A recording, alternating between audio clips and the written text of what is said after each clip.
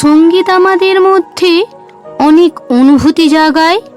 অতীত এবং অতীতের সাথে সংযুক্ত আছে এমন সব জিনিসগুলোকে আবার আমাদের সামনে নিয়ে আসে।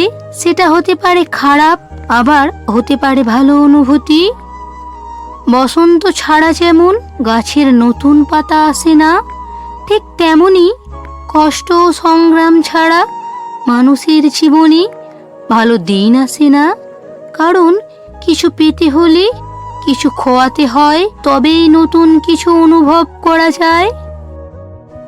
একজন পুরুষ মানুষ একজন মহিলার চেয়ে নিজের আবেগের সাথে আরো স্পষ্ট ও আন্তরিক হয়।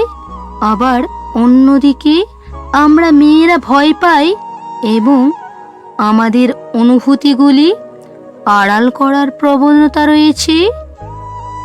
জ্ঞানী মানুষের পরিচয় সে নয় যে ইটের জবাব পাথর দিয়ে দিয়ে থাকে। জ্ঞানী মানুষের পরিচয় সে তো অন্যের ছোড়া ইট দিয়ে নিজের বাড়ি তৈরি করে আর এইভাবে তার উত্তর দিয়ে থাকে। অনুভূতি হলো মানুষের সবচেয়ে বড় শক্তি, যা দেখা যায় না বা স্পর্শ করা যায় না, শুধু হৃদয় দিয়ে অনুভব করতে হয়। এই জগতে কোনো কিছুই কঠিন নয়, শুধু নিজের ভেতরে সাহস রাখতে হবে, তবেই সব স্বপ্নগুলো বাস্তবে বদলে যাবে। শুধু তোমাকে নিষ্ঠার সাথে চেষ্টা করে যেতে হবে। কাউকে সত্যিকারের ভালোবেসে তাকে কষ্ট দিলে সে নিজেও কষ্ট পায়, তবে সেটা যাকে কষ্ট দেয় সে বুঝতে পারে না, কিন্তু যে কষ্ট দিয়েছে সে ঠিকই বোঝে তার কষ্টের কারণ। বন্ধু ধনী হোক বা গরিব তা কোনো যায় আসে না, কিন্তু তোমার খারাপ সময়ে সে তোমাকে কতটা সমর্থন করেছে সেটাই সব থেকে গুরুত্বপূর্ণ।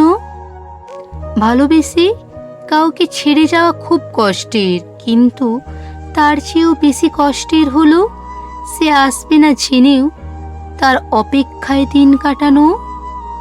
পৃথিবীতে প্রত্যেকটা মানুষের হৃদয়ে কোনো না কোনো ব্যথা থাকে, শুধু প্রকাশ করার ধরনটা সবার আলাদা হয়। ভালোবাসলেই কাছে পেতে হবে এমনটা নয়, বরং তার খুশিতে নিজেকে খুশি অনুভব করাও এক ধরনের ভালোবাসা। কষ্ট চিরস্থায়ীভাবে আটকে থাকার কোনো জায়গা নয়, বরং এটা জীবনের একটি অন্ধকার রাস্তার মতো, যা তোমাকে জীবনে অনেকবারই অতিক্রম করতে হবে। এটাই চিরন্তন সত্য। কষ্ট আমরা তার কাছ থেকে পেয়ে থাকি যাদের আমরা ভালোবাসি। যারা আমাদের ভালোবাসে তারা কখনোই কষ্ট দিতে চায় না। সব কিছুকেই কোনো না কোনো একটি নির্দিষ্ট সংজ্ঞায় সংজ্ঞায়িত করা যায়, কিন্তু কষ্টকে কোনো নির্দিষ্ট সংজ্ঞায় ফেলা যায় না। কারণ কষ্ট এমন একটা জিনিস যা ব্যক্তি বিশেষে ভিন্ন হয়। হয়তো যে ব্যক্তি একটা ছোট্ট বিষয় দেখে অনেক বেশি দুঃখ পায়, দেখা যাবে অন্য ব্যক্তি ওই বিষয়টাকে হাসির পাত্র মনে করে।